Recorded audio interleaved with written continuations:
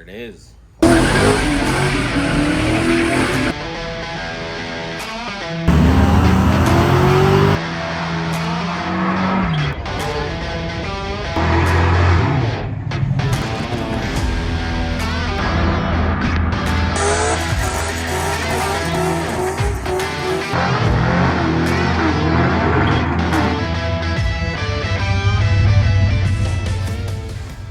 Long time no see.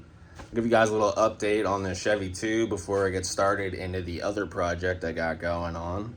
Sorry, no, I don't post much, but I work a lot of hours, do construction, like 50, 60 hours a week, so sometimes it's a little hard, but that's how you pay for this junk. So here's the Chevy II.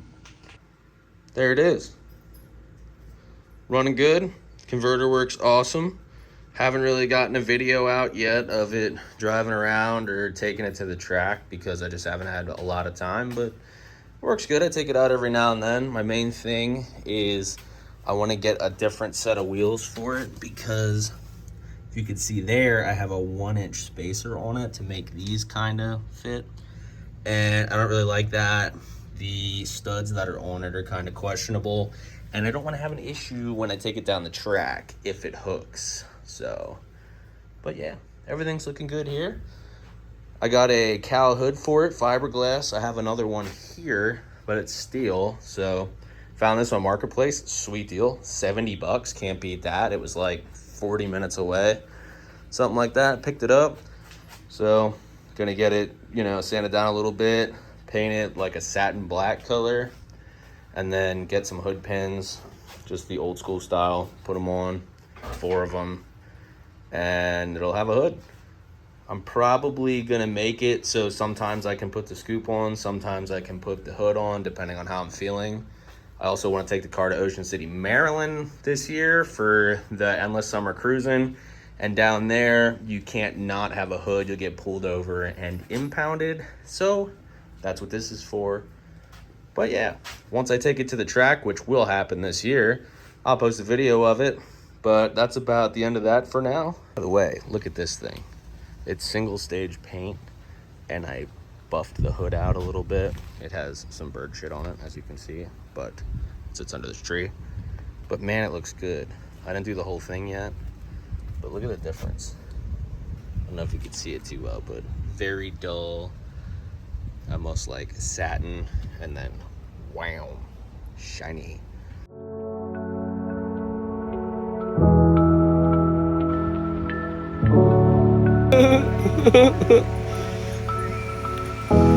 Whatever gear that is, I think third.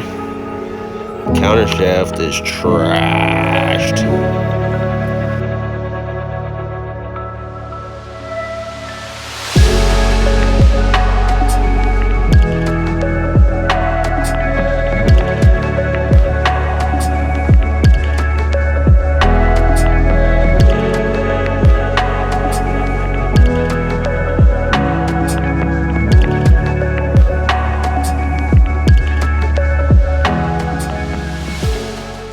So when I put this thing together a couple years ago, I got a transmission off of my one buddy, Corey.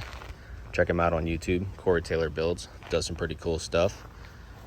It's a T5 transmission out of a Camaro.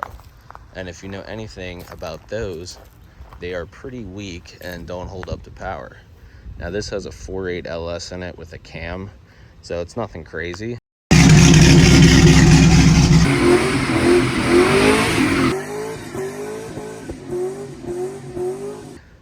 But it was enough to blow the little T5 up. So now we have upgraded. This is the T5 that came out of it. My buddy Corey, he had got it and put it in his Nissan 300ZX that he LS swapped. It had a 6-liter in it, and he had this transmission, and he pounded on it.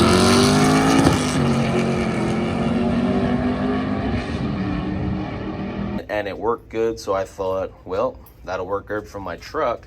I didn't think it would last long, but it lasted about 2 years, and then finally, January 1st, it blew up. So basically, I took the truck out for a cruise, going down back roads, as I usually do, because it's fun. And New Year's Day, Great time. 2025, ring in the new year. Bam. Downshift from 4th to 3rd because I was going up a hill. And that was the end of that. A bunch of crunching sounds, banging sounds. Still runs. Transmission.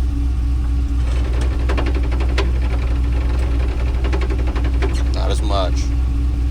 And a lot of not goodness.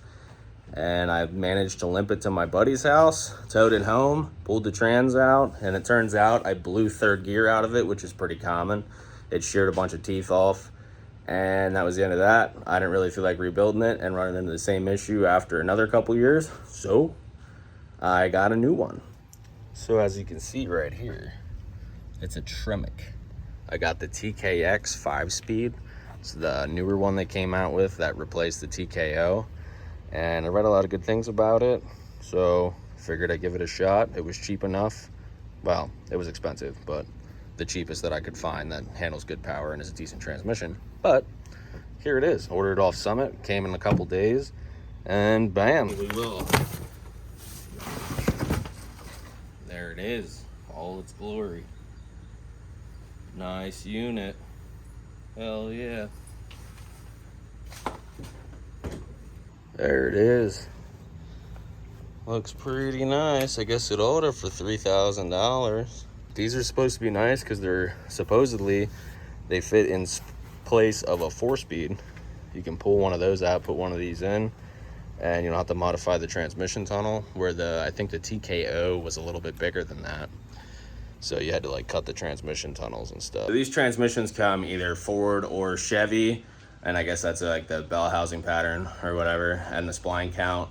Obviously this is Chevy because it's going in a Chevy truck behind an LS, but it's 26 spline input shaft, 1 1/8 input shaft diameter. There's a couple different gear ratios available for it. There's a wide ratio, there's a close ratio, there's deep overdrive, there's a shallow overdrive. The T5 I had in my truck had a deep overdrive in it, and it was cool. It was at like 2,000 RPM doing 70 on the highway, which was pretty nice. But it just so happened that at that RPM, the exhaust note in the truck is kind of unbearable. It just drones, and it's kind of not enjoyable when you're driving down the highway for a while, especially because it has a loud exhaust. So I got the shallower overdrive, which is nicer. It's like just another gear, and it'll still keep the RPMs low enough where it'll, you know, help out rather than a 4-speed with no overdrive. So curious to see how that is. So there's the T5 and the TKX. TKX is a little bit bigger, it seems, but I think it's more low profile up top. I guess these were designed to be put right in the place of a 4-speed, and they fit the 4-speed bell housing, have the 26 spline, 1 1/8 inch diameter input shaft, and I think they slimmed the tops of them down to fit without having to modify the transmission tunnel, if I remember correctly, where the T5 is just a bit taller with all the shift garbage up here. But pretty similar. TKX is about 3/8 of an inch shorter than the T5, so I can use my drive shaft no problem, thankfully. And the shifter location on the T5 is a little further back than what it is on the TKX.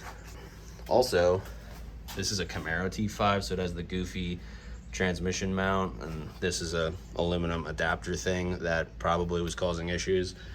And I don't have to worry about that with the TKX anymore. So you can see I got my Howe hydraulic throwout bearing in there. It fits very nicely. And then I'm just gonna have to measure from the bell housing mounting surface to the front of the throwout bearing, get that measurement. And then on the bell housing, measure from where the trans mounts to the clutch, whatever you wanna call them, things that get pressed on the pressure plate. I forget what they're called, whatever. From that to those, and then see the difference, because there needs to be a little air gap in here so that it's not constantly rubbing, because that'll screw things up. So here's my shifter hole. I had to cut it 2 inches that way because on the TKX the shifter is a little farther forwards than the T5, so I just took an angle grinder. But basically I measured from the bell housing mounting surface to the center of the shifter on the trans, then the bell housing like trans mounting surface to here, to know how much to cut it. So in theory, it should fit. So I have the tranny hanging out over there on a jack. I'm gonna try and roll it under, jack it up, slide it in.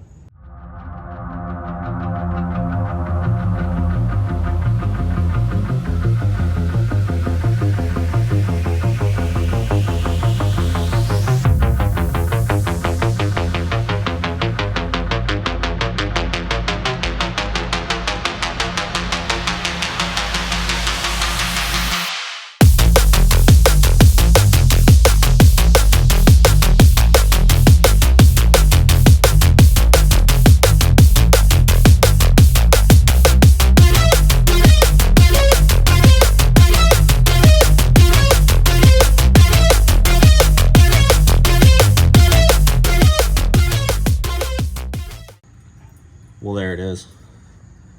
Figured I'd save you from watching my misery. I have it just sitting on this trans cross member because I don't have a mount yet, but shifter hole worked out. And it took like 15 minutes, but once I got it lined up, it just slid right in like butter. So this is one of them really fun things about working on cars is when you get your transmission all in and it went really smooth and you're like, wow, that was crazy. Yeah, and then remember that shim I was talking about? Yeah, there it is. And yeah, the transmission's in. Yeah, so now it's got to come back out. But that's all in good fun. All right, last night, got the transmission back in. It was terrible. I had a horrible time, but it's in. Now I'm just waiting on parts. So I had this thing up in the air. I got some new tires for it, and I got to take them to the tire shop. But usually I don't care too much about tires, but this one is getting a little concerning with this all the way around dry cracks it's got going on. Okay, it's pretty wrapped up under here. I figured you didn't want to see me bolt exhaust on and put a drive shaft in and a couple other odds and ends, so I didn't film it. But yeah, I had to use that U-joint. It's a conversion U-joint from 1310, which is what the drive shaft is, to 1330, which is what the yoke is. And then the yoke's a 31 spline. And yeah, it fits pretty good. This is the same drive shaft as it was. Don't mind my garbage welding on my X-pipe there. But yeah, it's in. And then, I don't know if you're gonna be able to see it. Yes, it's primer. I didn't feel like painting it. But I had to make that spacer out of some steel I had laying around to try and get the drive line angle better because the trans really hangs down. So I made the spacer, nice rubber mount, everything's hooked back up, the clutch is bled, and that went a lot easier than I thought it would. But yeah, so now on to the next problem. We're looking pretty good. Got this sweet little shifter handle and everything's good. Tried it out, and then I tried to put it through the gears, and guess what? It's stuck between gears, which I didn't know was a thing with these. I thought that was like 4-speed stuff with external linkage, but yeah. So then, what the hell? So let me look at the instructions, and literally the first thing it says, while unlikely, the transmission may be stuck between gears. If transmission was placed on end during shipment, before installing the transmission into the vehicle, make sure that the transmission turns freely, which I didn't do. Simply turn the input shaft by hand and attempt to shift the transmission into each gear, which I didn't do. If you are unable to turn or shift the transmission, please contact the distributor where you purchase your transmission for further instructions. So, these instructions might be slightly helpful, but I didn't look at those. Luckily, I found a video on YouTube, and it's really easy to fix it. There's Bubba. Don't mind the mess. Been working in here all day long. Still haven't got the wheels back on that. But yeah, there's a plate right about here that you take off, and then it shows you the shift gates and whatever, and you just pop the one back to where it should be, and then you're good. Thank God that this has the removable high hump, because if not, I can assure you the transmission would not be coming back out, and I would be cutting a hole right about here and booger welding it back together, because the transmission went in and out once and it's not coming out again. All right, trans hump off. This plate here is what you pull. Bam, cover is off. As you can see, they're not all parallel. It looks like this one is back a little too far, so I'm just gonna gently pry it. And there it is. So now that should have done the trick. Yep. First, it's a little hard without the shift rod. Second, third, fourth, whoop, fifth, then reverse. So yeah, I probably should have did that before installing it in the truck, but thankfully it has a high hump, so this wasn't too bad. There we go. I still gotta screw this down, but it goes through all the gears with ease, except maybe fifth. Reverse there.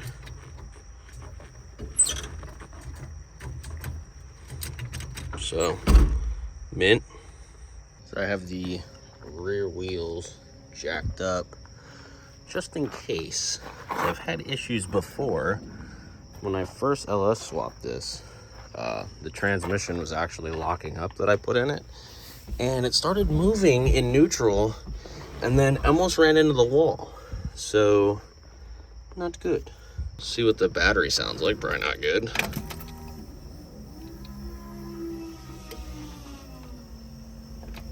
Seems a little low. Fuel pump prime though. Probably start with the clutch in, see if it starts.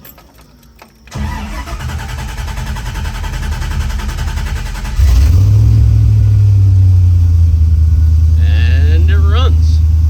Okay, I'm gonna let the clutch out and see if anything goes horribly wrong.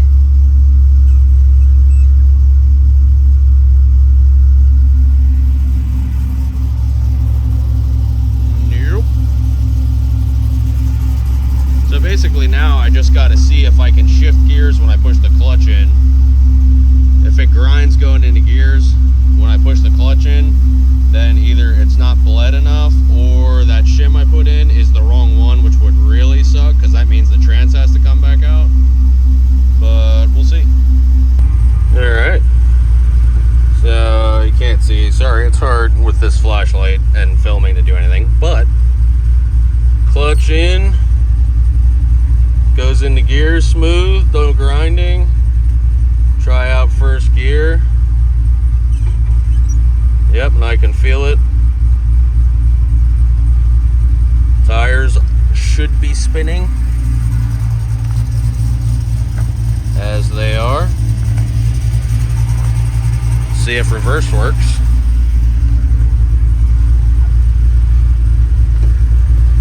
Clutch in, out of gear. That should be reverse.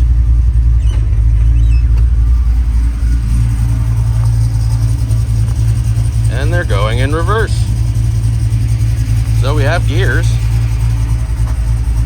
Guess I'll get it off the jack stands. Wow, wooden things. See if it moves. All right, so it's like 6 months later now. We know how I am with filming, not very good. It's winter time in Pennsylvania. We're approaching spring pretty quickly, thankfully. So, trans been in the truck like 6 months. I've driven it quite a bit. I like it. It's a good unit. It's held up to the abuse I've given it so far. The only thing I'll say negative about it is when it's cold and like the trans fluid's cold. First to second and second to third's kind of rough. Sometimes it grinds and doesn't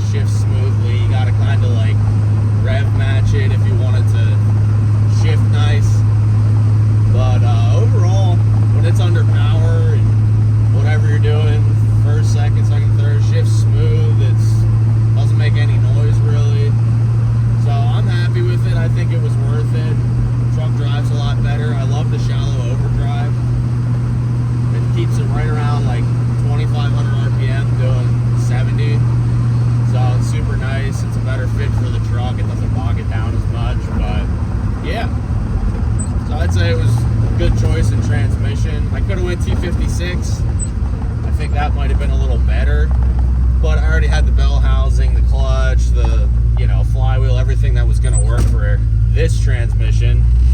So I'm happy with it. Well, that's going to do it for this video. I'd call it a success. Hopefully I get around to posting some more stuff shortly. I kind of want to get back into it, but we'll see how things go. So, see you later.